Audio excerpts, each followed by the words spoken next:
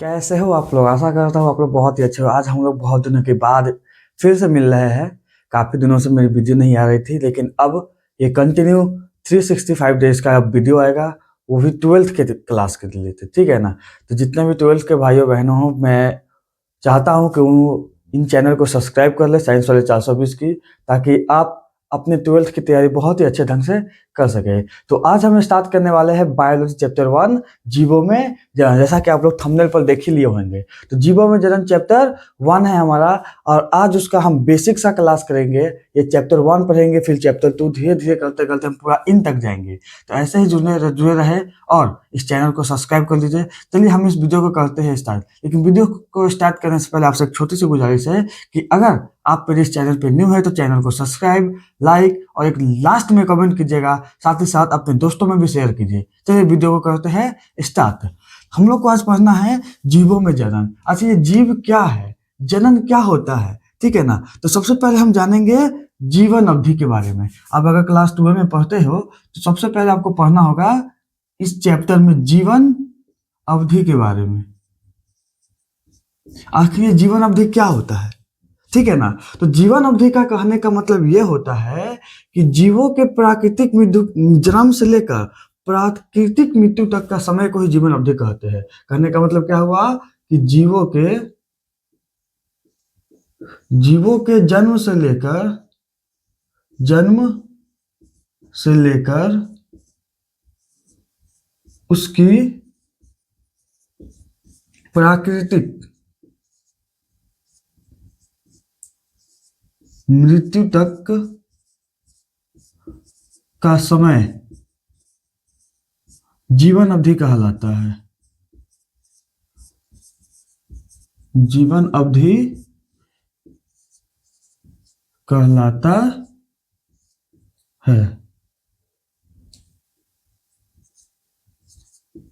समझिए, ये समझने का पॉइंट है कि जीवन अवधि किसे कहते हैं। तो जीवों के जन्म से लेकर उसकी प्राकृतिक मृत्यु तक का समय, उसकी प्राकृतिक मृत्यु तक का समय जीवन अवधि कहलाता है। यानी कि जब जीव जन्म लेता है और वो जब बुढ़ापा आने के बाद मर जाता है, तो उसके बीच का जो समय होता है ना, उसी को हम लोग जीवन अवधि बोलते हैं। क्या बोले कि जब जीव जन्म, कोई भी सजीव प्राणी जन्म लेता है और वो जब बुढ़ापा होने के बाद अपने आप मर जाता है, ना कोई बीमारी के कारण, ना एक्सीडेंट के कारण, वो अपने आप यानी प्राकृतिक रूप से अगर वो मर जाए, और वो जन्म से लेकर वो जो जब प्राकृतिक रूप से मरता है, वो जन्म से लेकर प्राकृतिक मृत्यु तक, जन्म से लेकर प्राकृतिक मृत्यु तक जो समय होता है, इन बीच जो समय उनका गुजरता है, उसी समय को जीवन अवधि कहते हैं। आशा करता हूं आप लोग जीवन अवधि बहुत अच्छे तरीके से समझ गए होंगे। तो अब हम चलेंगे अपने नेक्स्ट टॉपिक, जनन। अब आपको ये भी पता करना होगा, आपको ये भी जानना होगा कि किस जीव का जीवन अवधि कितना है। मनुष्य कितना दिन जी सकता है, हाथी कितना दिन जी सकता है, तोता कितना दिन जी सकता है। इससे रिलेटेड तो कुछ और भी पॉइंट है, जैसे कि जीवों का जीवन अवधि अलग अलग होता है। जितने भी जीव है, नोट पॉइंट पे यहाँ ध्यान दीजिएगा कि सभी जीवों का जीवन अवधि अलग अलग होता है। सभी जीवों का जीवन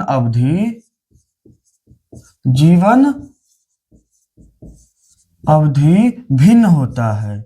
ये भी आप लोग अच्छे तरीके से ध्यान दीजिएगा कि तो मानिए पक्षी का कुछ और जीवन अवधि होगा, मनुष्य का कुछ और जीवन अवधि होगा, और जानवर का कुछ और जीवन अवधि होगा, कीड़े का कुछ और जीवन अवधि होगा। यानी जितने भी जीव हमारे, बैक्टीरिया का कुछ और जीवन अवधि होगा। यानी जितने भी जीव हमारे इस पृथ्वी पर है, उन सभी जीव का जीवन अवधि अलग अलग होगा। अब अपने नेक्स्ट पॉइंट की ओर चलते हैं कि जीवों का जीवन अवधि उसके आकार पर निर्भर नहीं करता है। यानी कि जीव कितना बड़ा है, अगर जीव, जैसे कि एक एग्जांपल ले ले हाथी का। हाथी बहुत बड़ा है तो वो बहुत साल जिएगा। हाथी छोटा है तो, जैसे कि तोता छोटा है तो तोता कम साल जिएगा, ऐसी बात नहीं है। सभी जीवों का जो जीवन अवधि होता है वो अलग अलग होता है, ठीक है ना?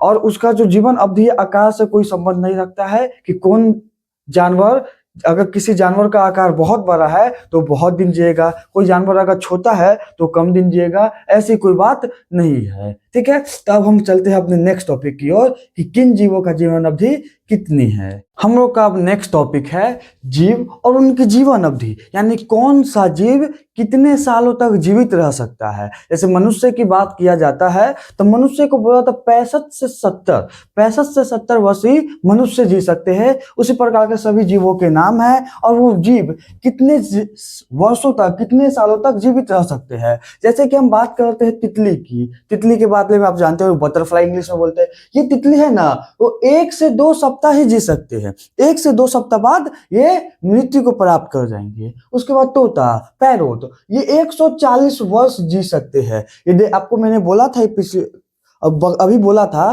कि जीवों का आकार, उसके जीवों का जो जीवन अवधि है उसके आकार पर उसका कोई संबंध नहीं। क्यों? यहाँ पर आगे आप देखोगे तोता का कितना वर्ष है, 140 वर्ष। कौवा कितना साल जीता है, 15 साल। कुत्ता कितना साल, यानी डॉग कितना साल, 20 से 30 साल। घोड़ा 7 वर्ष, बंदर 26 साल, हाथी 65 वर्ष, मगरमच्छ 7 वर्ष, कछुआ 100 से 150 वर्ष और बिल्ली 35 से 40 वर्ष। यहाँ पर मनुष्य का छूट गया है, आप एक बार मनुष्य का भी लिख लीजिएगा। मनुष्य का भी 65 से 70 वर्ष होता है। ठीक है ना।